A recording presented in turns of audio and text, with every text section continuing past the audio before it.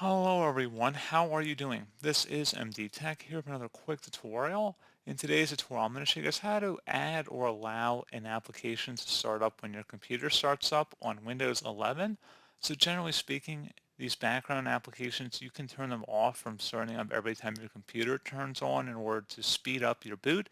However, in some situations, you may want to allow an application or program to start when your computer boots up that you may have previously disabled or may have been disabled by default in some cases.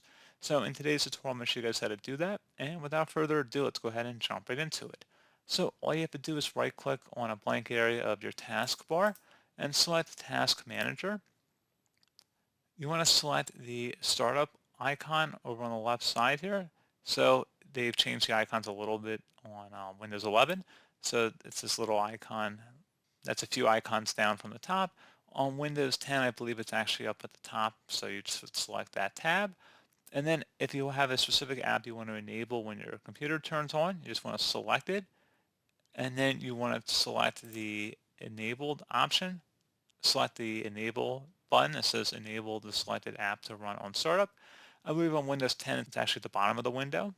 But anyway, go ahead and select enable, and that should enable it next time your computer turns on. It should turn on when your computer turns on.